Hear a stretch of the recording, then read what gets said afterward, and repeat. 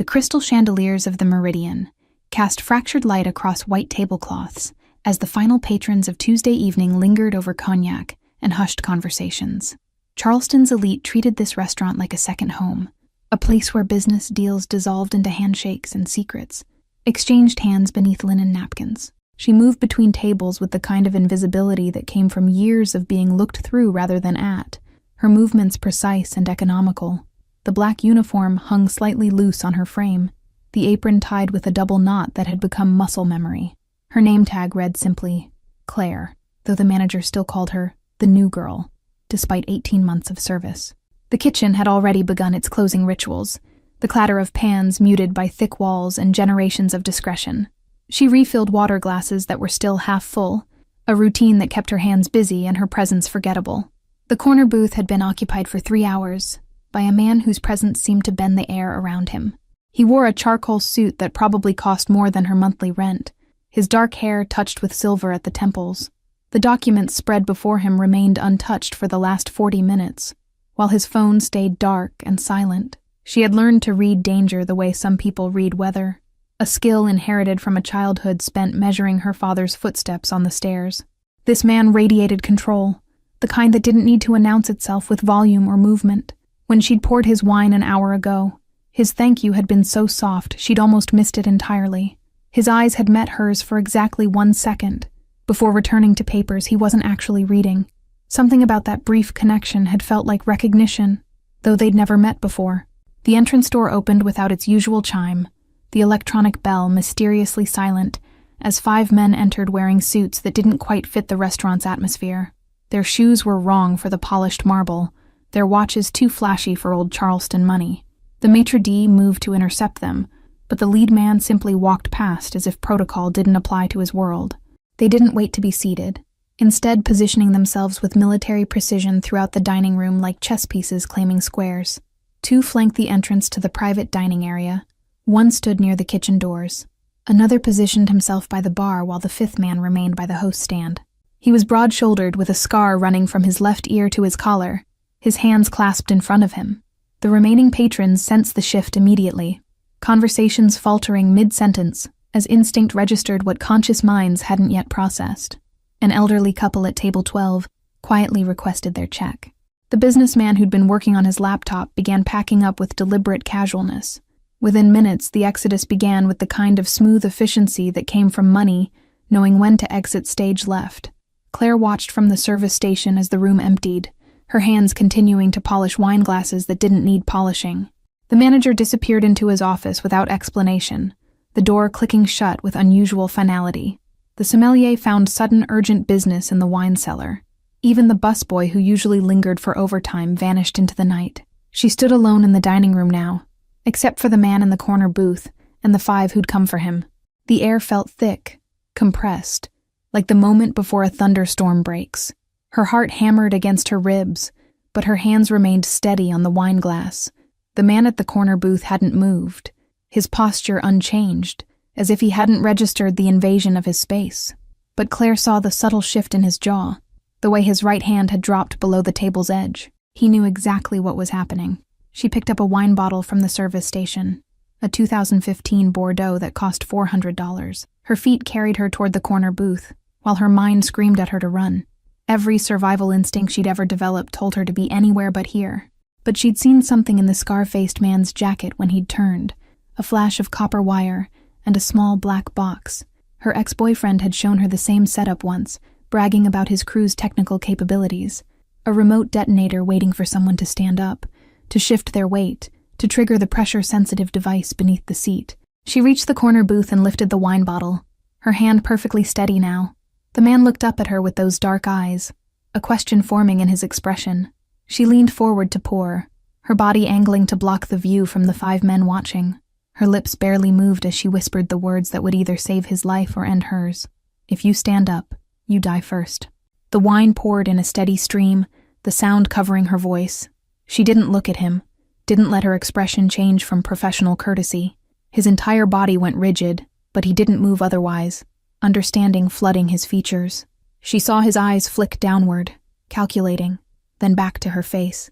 The wine glass filled to exactly the proper level, and she straightened, turning away with the bottle.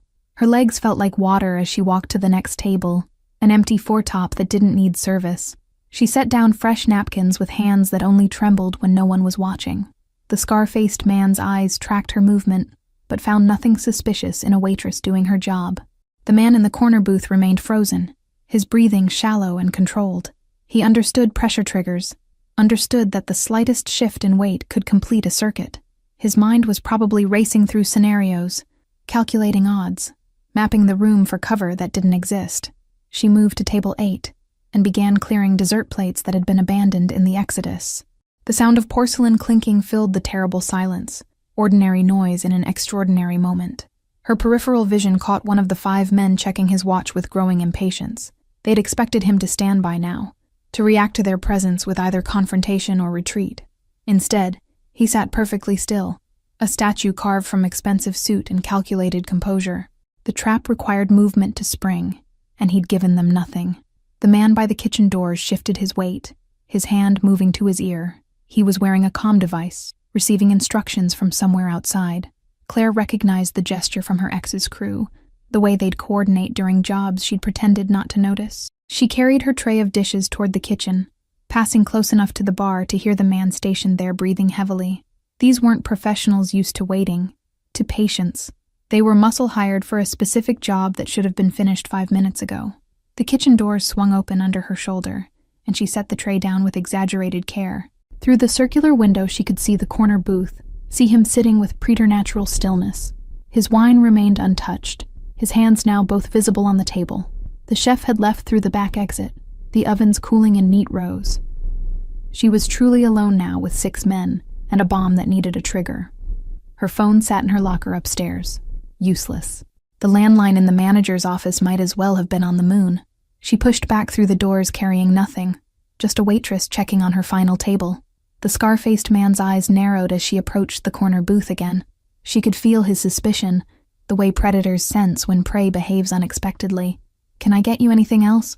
Her voice came out perfectly level, years of swallowing fear disguised as customer service. The man in the booth looked at her with something between gratitude and wonder, as if he couldn't believe she was still standing in the blast radius. "No, thank you." His voice was low, controlled, each word carefully measured. "I'm waiting for someone." The lie hung in the air between them, a fiction they both understood. He was waiting for rescue that wasn't coming. The front door opened and she felt her heart leap before crashing back down. It wasn't police or backup. Instead, 2 men in security uniforms entered, their faces familiar from the private dining room detail. They worked for the restaurant's owner, providing protection for VIP events. They took in the scene with professional assessment, their hands moving to weapons worn openly on their belts. The 5 men tensed, their formation breaking as they recalculated odds. The scar-faced man's hand moved toward his jacket but stopped when both security guards focused on him. "Gentlemen, the restaurant is closed for the evening." The lead security guard's voice carried authority that came from military training. "You'll need to settle your business elsewhere." His partner had already moved to flank them, cutting off the exit to the private dining area. The mathematics of the situation shifted in those seconds. 5 men with a bomb versus 2 armed guards in a public space. The scar-faced man's jaw worked as he weighed options, his hand still hovering near his jacket. Then he nodded once, sharp and final. The 5 men moved toward the exit with coordinated precision, their formation reforming around the scar-faced leader. They didn't hurry, but they didn't linger. Professionals who knew when a job had failed. The door closed behind them with a soft click that sounded like thunder in the quiet dining room. The security guards remained alert, one moving to the window to watch the street. "Don't move yet," the lead guard said quietly, his eyes still on the door. "Give it 5 minutes. They might be watching to see if you panic." The man in the corner booth nodded fractionally, his body still locked in place.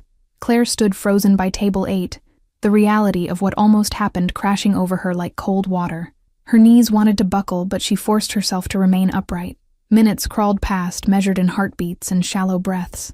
The security guard at the window finally stepped back, speaking quietly into his radio. "Clear. Vehicle departed south on East Bay." Only then did the tension in the room begin to fracture. "There's a bomb squad on the way," the lead guard said, moving closer but maintaining distance. "They'll need to clear the device before you can move. Miss, you should evacuate now." His eyes found Claire with professional concern, already dismissing her as civilian collateral. She didn't move toward the exit, Instead, she looked at the man in the corner booth, really looked at him for the first time. His face had gone pale beneath expensive grooming, a fine tremor running through his shoulders now that adrenaline had nowhere to go. "How did you know?" His question cut through the silence, directed at her with intensity that made her step back. "How did you know what they'd done?" The security guards turned to look at her with new interest, pieces clicking into place.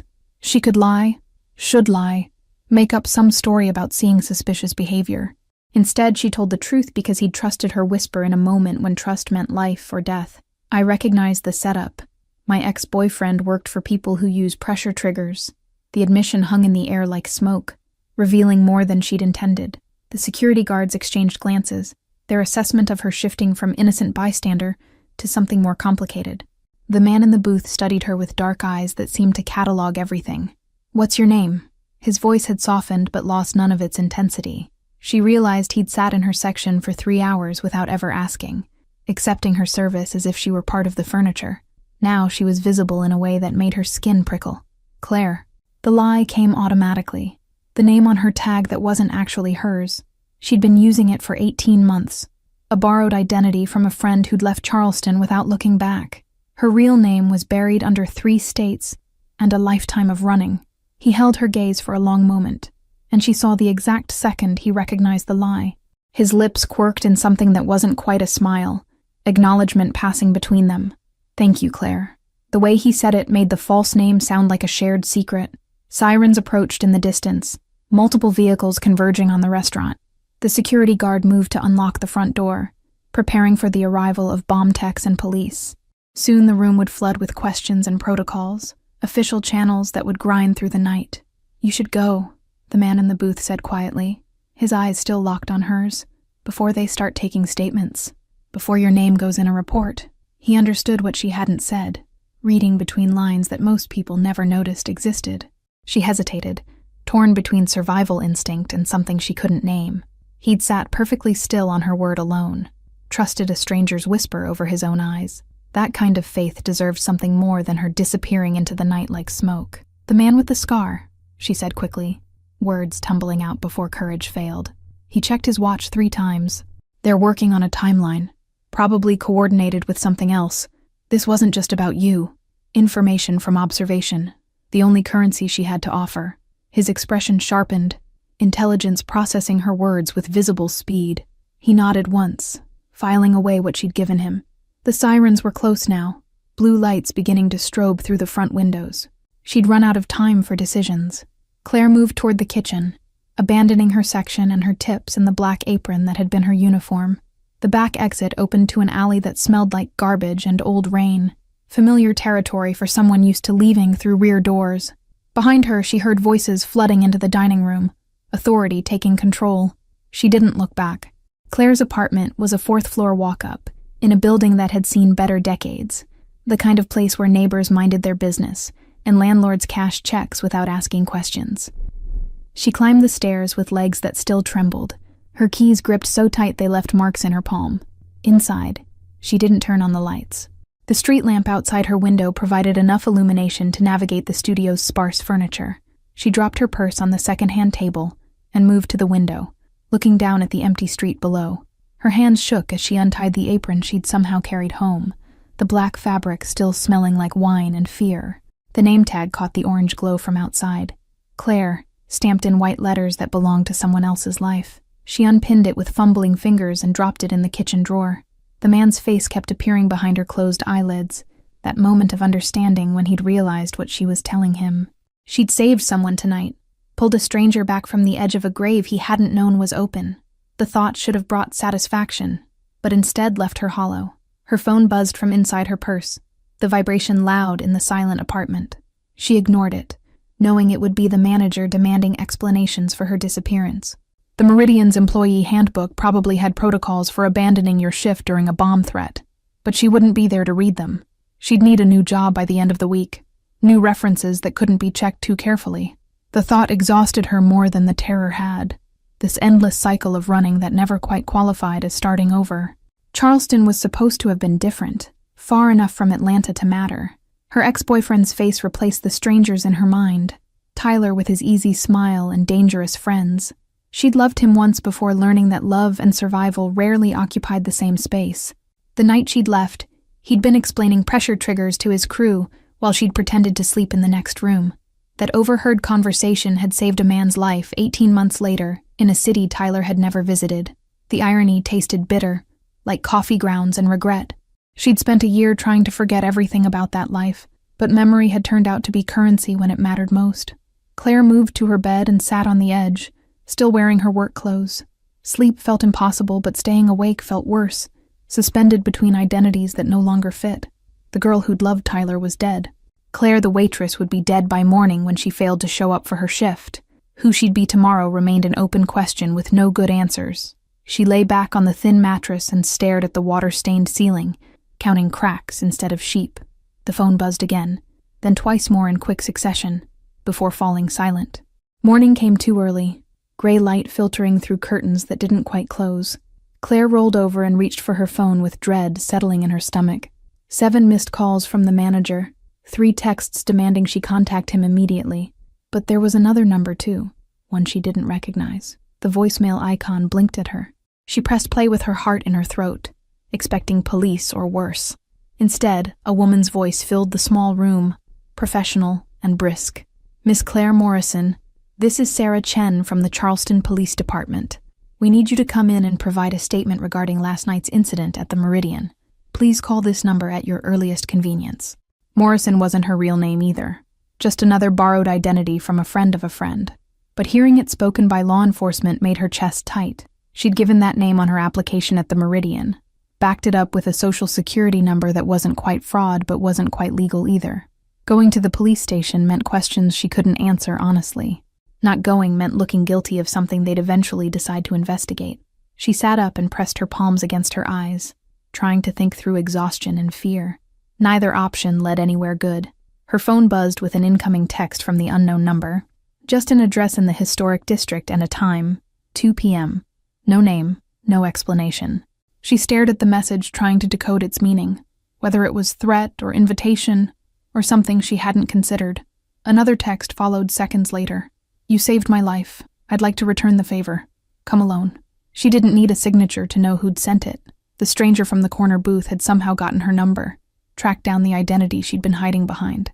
The realization should have terrified her, but instead brought unexpected relief. Someone had seen her, really seen her, through all the careful invisibility.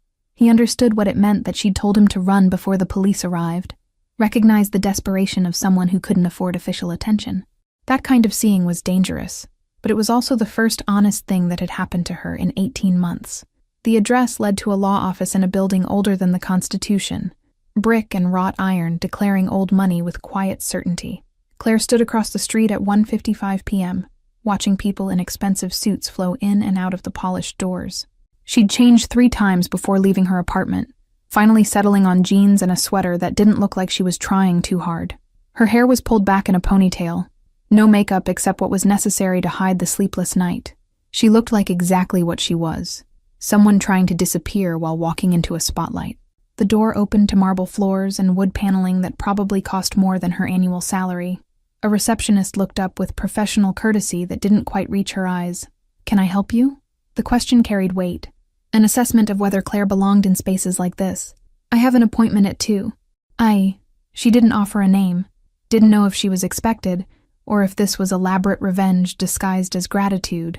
The receptionist checked her computer screen and nodded once, surprise flickering across her features before training smoothed it away. "3rd floor, suite 304. The elevator is to your left." She gestured with manicured fingers, already returning to her screen. Claire had been categorized and dismissed, recognized as temporary rather than belonging. The observation stung less than it should have. The elevator was the old kind with brass fixtures and a gate that closed manually. She pulled it shut and pressed the button for 3, watching floors slide past through the metal lattice. Her reflection in the polished brass looked like a stranger, pale and uncertain in a box designed to lift people far above her station. Suite 304 had frosted glass doors with gold lettering, Castellano and Associates, private consultants.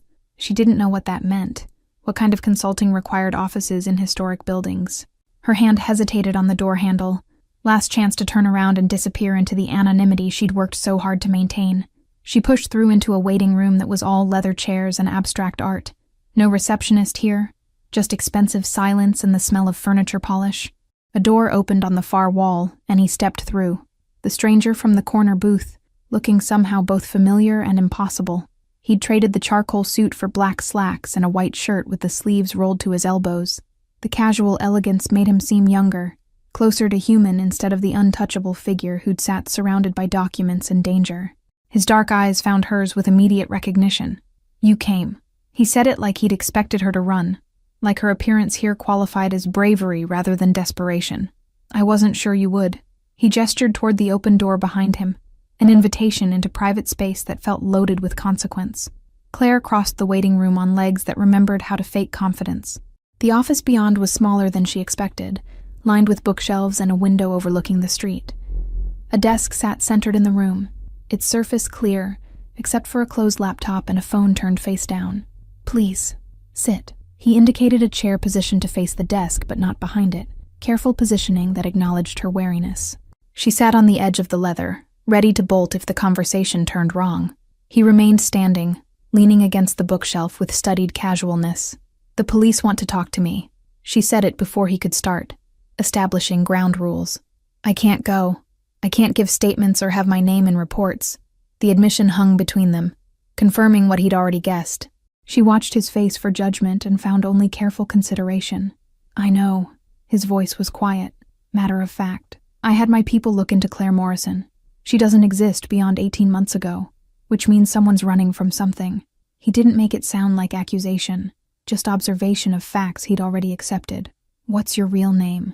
She almost lied again, the instinct so ingrained it was practically involuntary, but he'd sat still on her word while death waited beneath him, trusted her with his life based on nothing but a whisper.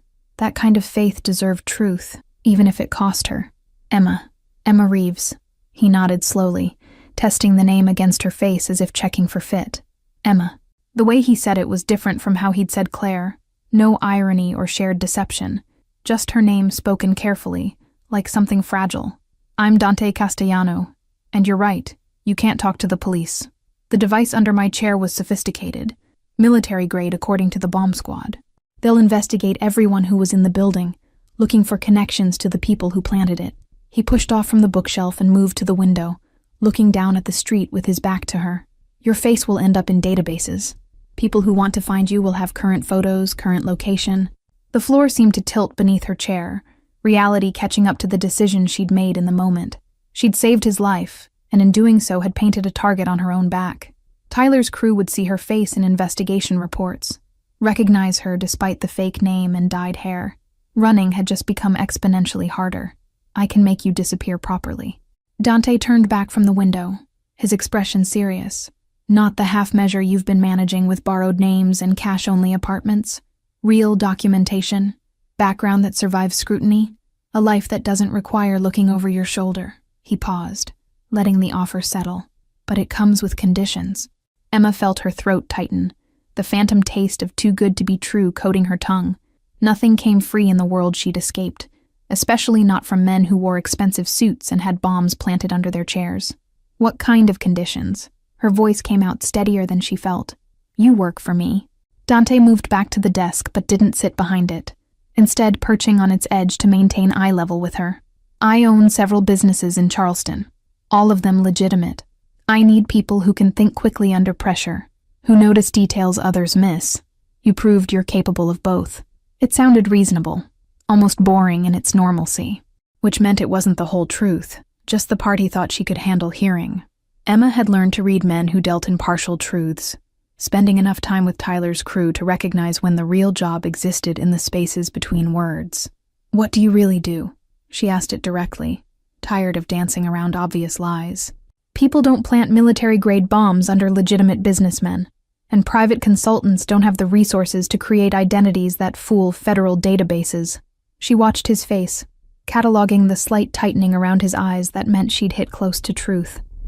Dante studied her for a long moment, some internal calculation playing out behind dark eyes. "My family has interests that occasionally attract unwanted attention from competitors. I manage those interests and protect the people involved." The corporate language was deliberate, sanitized. Everything we do operates within legal boundaries, but we exist in spaces where law and necessity sometimes have complicated relationships. Translation: organized crime dressed in legitimate business suits, the kind of operation that survived by keeping visible activities clean while hiding everything that mattered.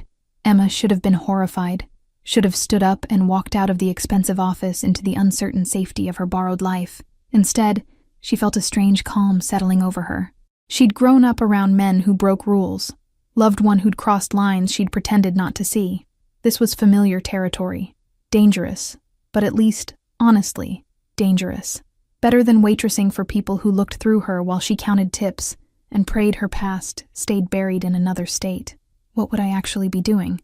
Initially, administrative work at one of my restaurants. He gestured vaguely, encompassing legitimate business. You'd be visible, established, building a paper trail that makes Emma Reeves real. But I'd also need you to do what you did last night. Watch, listen, notice things that seem wrong. You have instincts that most people never develop. Emma processed the offer, turning it over like a coin with unknown value on both sides. He was recruiting her into whatever shadow organization had earned someone's lethal attention, but he was also offering the first real safety she'd known since leaving Atlanta, protection that came from power rather than hiding. And if I say no, then I give you $20,000 cash and a phone number for someone who can create decent identification. Dante's expression didn't change, no pressure or manipulation creeping into his tone. You'd have a head start before the police investigation makes running harder. No obligations, no strings. You saved my life, Emma. I don't repay that kind of debt by forcing you into corners.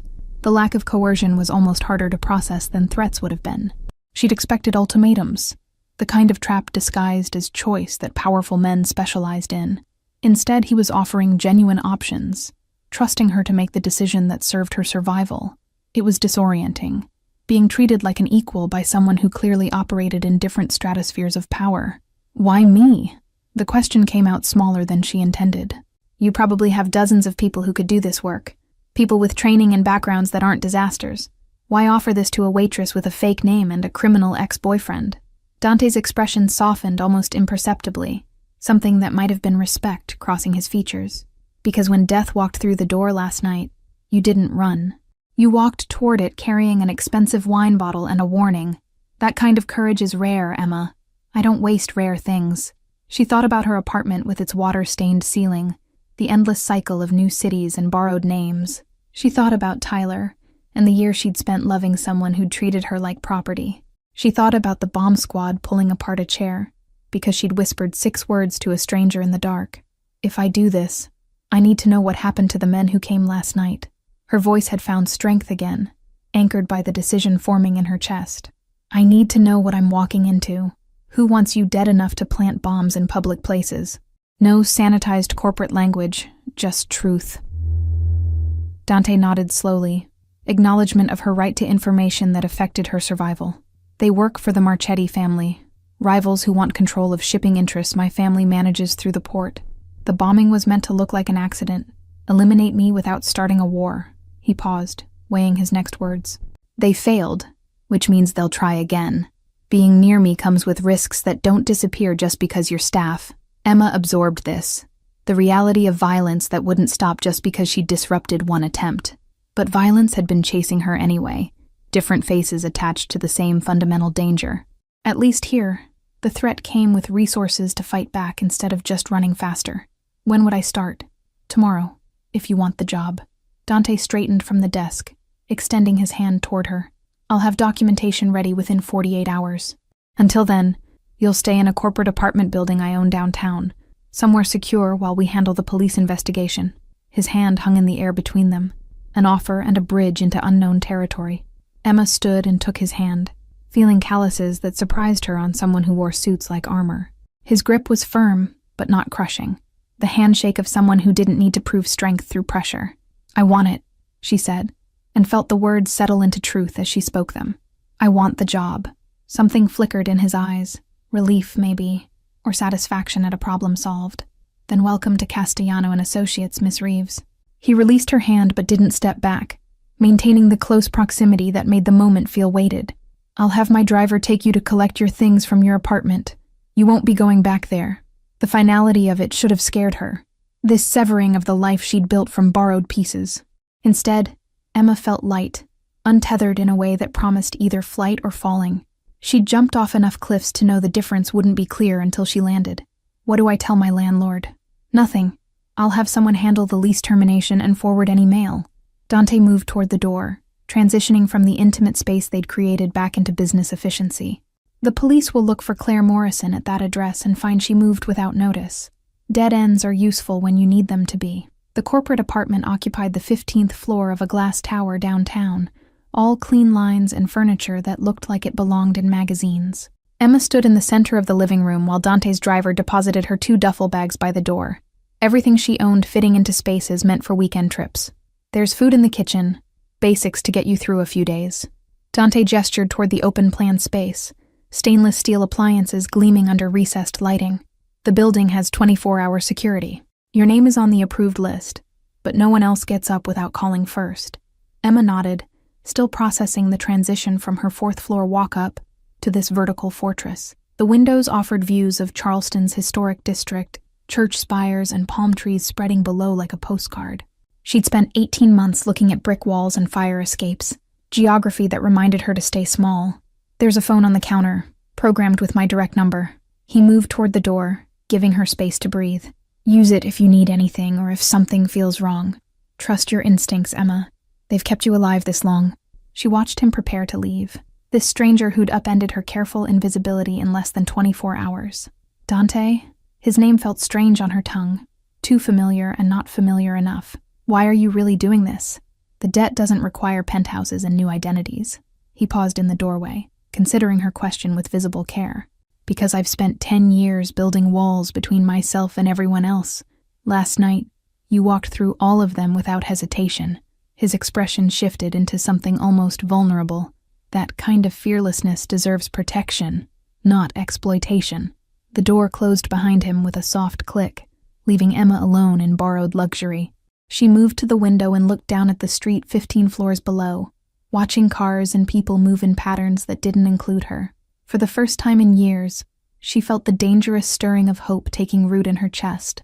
3 days passed in strange suspension, Emma existing in the apartment like a ghost haunting someone else's life. Dante called twice daily, brief check-ins that felt more personal than professional. She learned he took his coffee black and hated mornings, small details that accumulated into a portrait of unexpected humanity. The documentation arrived on the 4th day, delivered by a woman in a courier uniform, who handed over a manila envelope without comment. Inside, Emma found a driver's license, social security card, and birth certificate, all bearing her real name backed by fabricated history that looked seamless. Emma Reeves had been born in Savannah, attended community college in Columbia, worked retail jobs that left paper trails through tax records. The life he'd built for her was ordinary enough to be invisible, remarkable only in how thoroughly unremarkable it appeared. She studied the documents with reluctant admiration for whoever had crafted such perfect fiction. Her first day of work arrived with sunrise painting the harbor pink and gold outside her windows. She dressed in clothes that had been delivered the previous evening, business casual that fit perfectly despite no measurements being taken. The attention to detail felt both comforting and slightly invasive, evidence of resources she couldn't begin to measure. The restaurant was called Harborside, positioned on the waterfront with views of boats and bridges. Emma arrived at 9 to find Dante waiting in the manager's office, looking exhausted in a way that suggested he hadn't slept. Dark circles shadowed his eyes, but his suit remained impeccable, armor against whatever had kept him awake. The Marchetti family knows about you. He said it without preamble, delivering bad news like ripping off bandages. They have photos from the Meridian's security footage, your face clear enough for identification. I wanted you to know before you decided whether to stay.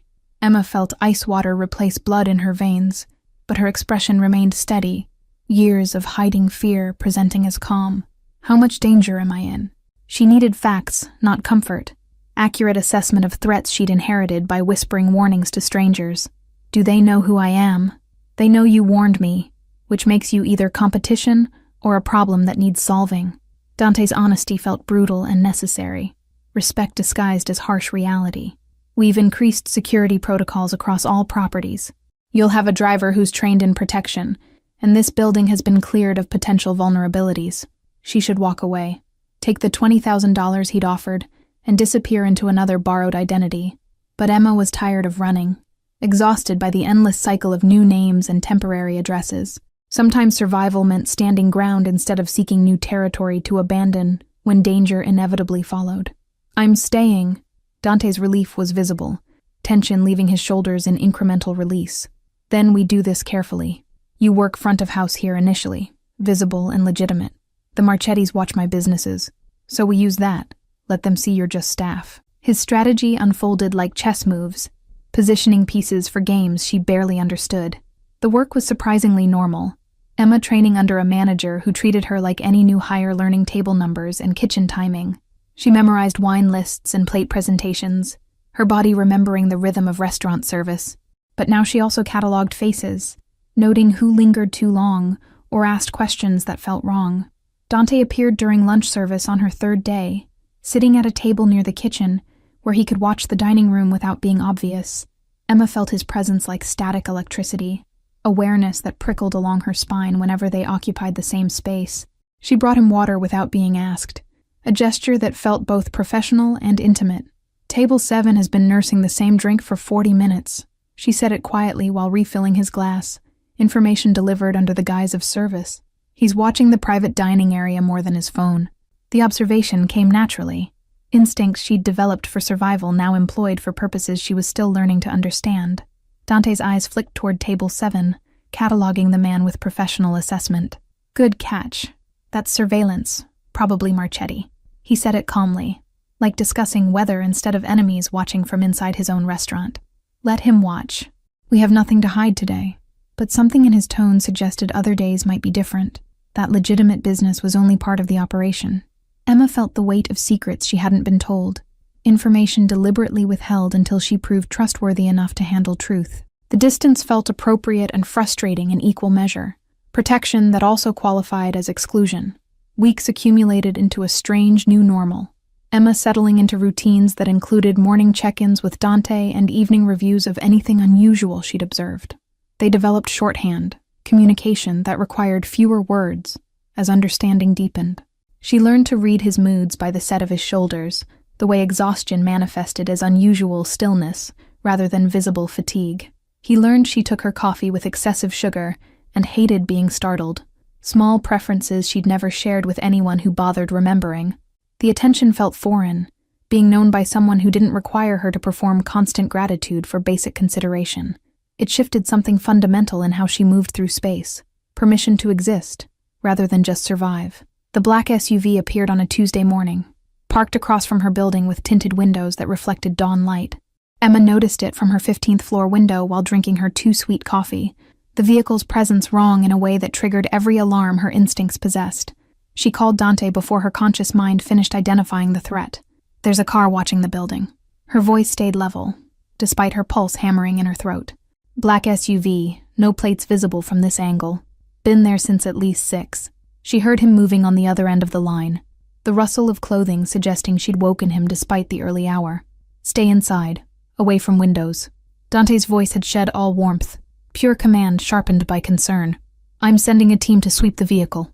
Don't leave the apartment until I call you back." The line went dead before she could respond, efficiency replacing the careful consideration he usually employed with her. Emma moved away from the window, but positioned herself where she could still observe the street through reflected angles. 20 minutes crawled past before 2 men in maintenance uniforms approached the SUV, their movements too coordinated to be random building staff. They circled the vehicle twice before one produced tools that had nothing to do with legitimate repair work. Her phone rang and she answered before the first buzz completed. "It's clean. No explosives." Dante sounded simultaneously relieved and frustrated. "Just surveillance, but the message is clear. They want you to know they can reach you whenever they decide to."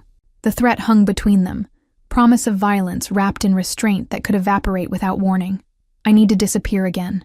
Emma said it even though the words tasted like defeat. She'd lasted 6 weeks in her new identity, long enough to believe stability might actually be possible. "They'll keep escalating until someone gets hurt, and I won't be responsible for collateral damage to your operation." "No." The word came swift and absolute. "You disappearing is what they want. Proof that intimidation works. We don't give them that satisfaction." Dante's conviction resonated through the phone, certainty that should have felt presumptuous. but instead registered as protection. Pack a bag. You're moving somewhere they can't watch so easily. The somewhere turned out to be his house, a historic property in the Battery where old money whispered through centuries-old walls. Emma stood in the foyer, feeling displaced, her duffel bag insignificant against backdrop of inherited wealth. This is too much. I can stay in a hotel somewhere less personal. Hotels have registries that can be accessed. Dante took her bag like the discussion was already settled. This house has security that predates modern surveillance, walls thick enough that technology becomes irrelevant. You'll be safe here while we figure out the Marchetti problem permanently. He gestured toward stairs that curved upward with architectural grace. The guest room was larger than her entire previous apartment, decorated in blues and grays that felt masculine without being aggressive. Emma set her bag on the bed and moved to windows that overlooked a garden where camellias bloomed despite approaching winter. How long has it been since someone else stayed here? The question emerged before she could consider its implications. Years. Dante appeared in the doorway, leaning against the frame with studied casualness. I don't invite people into personal spaces often. Habit from growing up where privacy was the only luxury my family couldn't buy. The admission felt significant, glimpse behind carefully maintained walls. The resolution came not through violence but through leverage Emma herself provided. 3 days after moving into Dante's house, she remembered something Tyler had mentioned during one of his late-night bragging sessions about the Marchetti operation. They laundered money through a shipping company in Savannah, using falsified manifests that her ex-boyfriend had helped create. She told Dante over breakfast, the information spilling out between bites of toast she couldn't taste. He listened with absolute focus, his coffee growing cold as she detailed everything she could recall. Within hours, his people had confirmed the operation, gathered evidence that could bring federal attention the Marchetti family couldn't afford. The negotiation happened in a neutral location, a lawyer's office where both families sat across polished tables with decades of animosity temporarily set aside. Dante presented the evidence without theatrics, simple facts that carried weight of potential destruction. The Marchetti representative, an older man with careful eyes, studied the documents with visible resignation. You're offering a trade. It wasn't a question, just acknowledgement of terms both sides understood. Our withdrawal from Charleston interests in exchange for your silence on Savannah. The calculation played across his weathered features, measuring losses against catastrophic exposure. And the girl? Is under my protection permanently. Dante's voice carried finality that left no room for negotiation. Any action against her is action against my family directly. The documentation I have goes to federal authorities within hours of any incident. He leaned back, having played the only cards that mattered. We both walk away from this. That's the offer. The Marchetti representative nodded slowly, age and experience recognizing when games had reached their conclusion. Papers were signed with witnesses present, agreements that carried weight of mutual assured destruction. The war ended not with explosions, but with signatures. Violence diffused by information Emma had carried without knowing its value. They drove home in silence that felt different from the tense quiet of recent weeks. Dante's hands relaxed on the wheel. Emma watched Charleston slide past her window, the city transformed from hostile territory into something that might actually become home. It's really over? She needed confirmation. Permission to believe safety might last longer than borrowed moments. It's over. Dante pulled through his gate, the house appearing between live oaks draped in Spanish moss. The Marchettis honor their agreements when the alternative is worse. You're safe now, Emma. Actually safe, not just hiding better. He parked and turned to face her, something vulnerable in his expression, which means you don't have to stay here anymore if you don't want to. The offer hung between them, freedom disguised as courtesy. Emma could take her new identity and build a life separate from his dangerous world, start over with resources that actually worked. She'd earned that option through courage and information, paid for independence with risks she'd never asked to take. The guest room upstairs could return to years of emptiness while she found her own space. What if I want to stay? The question came out softer than intended. Admission of feelings that had grown in quiet moments between crisis and coffee. Not because I need protection or owe you debts, but because coming home to this house with you in it feels different than any place I've ever lived. Dante's expression shifted into something that looked like relief wrapped in wonder, as if he'd hoped, but not dared to expect. Then stay. Not as an employee or someone I'm protecting. He reached across and took her hand with familiar care. Stay as someone who belongs here with me, building something neither of us planned, but both of us want. Emma squeezed his hand, feeling the calluses that matched her own, evidence of parallel struggles that had somehow intersected in a restaurant where death had waited beneath expensive wine and whispered warnings. "I'll stay." The words felt like victory, like the first honest choice she'd made that didn't involve running. "But I'm keeping the job at Harborside. I like the work, and I'm good at noticing things. I'm counting on it." He smiled, the expression transforming his face into something younger, less burdened by inherited weight.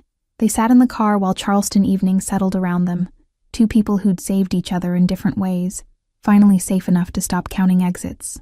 The house waited with lights burning in windows, no longer empty but filled with possibility neither had dared imagine 6 weeks ago. 6 months later, Emma stood in Harborside's kitchen during the dinner rush, expediting orders with efficiency that made the chef nod approval. She wore her real name on her name tag now, Emma Reeves printed in letters that belonged to her completely. The restaurant hummed with successful service, every table filled with patrons who had no idea the woman coordinating their meals had once saved the owner's life with 6 whispered words. Dante appeared during dessert service, taking his usual table near the kitchen where he could watch her work. She brought him coffee without asking, the gesture now habit built from countless repetitions.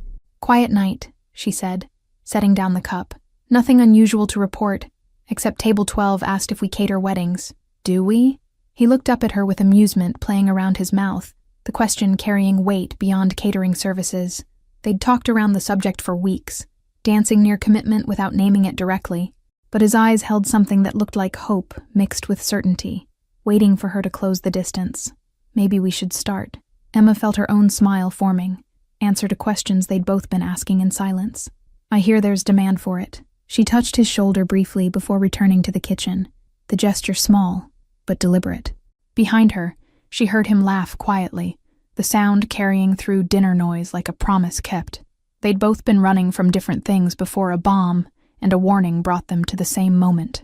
Now they were building something that didn't require either of them to disappear, a life constructed from honest names and shared mornings, and the kind of safety that came from being truly known. The debt had been repaid in full, replaced by something that felt remarkably like home. Thank you all for following this story. If you're enjoying it, write in the comments which part of the world you're watching from, and don't forget to like, subscribe, and share this video. Your support means everything and helps me continue bringing you stories like Emma and Dante's. What did you think of their journey? Let me know below.